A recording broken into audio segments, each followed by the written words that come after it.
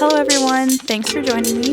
My name is Audra and I go by AJ Bean Art on Instagram and now here on YouTube. Today we'll be working on number 2 of my fungi creature designs. Let's get started. I thought it'd be kind of fun to give you a little bit of information about each mushroom in this series as we go along. Before that though, disclaimer. In no way should this information be used to scavenge or identify your own mushrooms. Many mushroom varieties are toxic. In addition to reading guidebooks, a beginner should always hunt with a veteran and never eat a mushroom without professional identification. Okay, now we can begin. My drawing today was inspired by the Morel mushroom. This mushroom can be as tiny as a grain of rice or over a foot tall, and range in color from yellow, gray, brown, or black. The true Morel has a hollow body and a honeycomb textured cap. True Morels are non-toxic when cooked and have a nutty, meaty, slightly smoky flavor, especially when they are foraged rather than cultivated.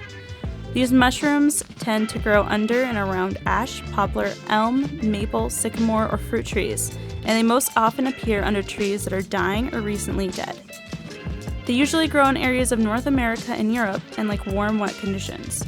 Not only are they prized by gourmet cooks, but they have a whole festival dedicated toward them in some places. Currently, molecular phylogenetics suggests that there might be over 70 species of Morel worldwide, with several new species having been described from Australia, Canada, Cyprus, Israel, Spain, and Turkey. I don't know about you guys, but I find this stuff super fascinating. If I wasn't married and didn't have a child, I'd most likely dig myself way deeper into this kind of stuff. I just don't have the time anymore. My fungi creature doesn't perfectly resemble the Morel mushroom, but in all honesty, I'm never really trying to do that in most things I create. I like to find things to base my piece off of and then kind of make stuff up as I go. So as you can tell, I kind of just jump right in. I've really been loving to do my work on a black surface for a while now. I think it just kind of has to do with the contrast it brings. That and I have this love relationship with black. For example, my whole kitchen is black, 2 of my art room walls are black, and 3 of my living room walls are dark gray. Not black, but close enough. My dad even asks if I've painted anything else black yet whenever he comes over to the house. You get the idea, I'm obsessed. Anyway, moving on. With my white colored pencil, I do a quick outline of my creature to get a feel for what I'm going for. And then once that is fleshed out, I pick out some colors I want to incorporate into the design. From there, I dive in with some color. I used to be a lot more careful about where I added color, but I've loosened up over the years and kind of just learned to go with my feeling as I'm coloring. A lot of people seem to get wrapped up in the fact that mistakes in colored pencil work is harder to cover up than if you use paint for your piece. Because of that, their piece comes off stiff and kind of lifeless.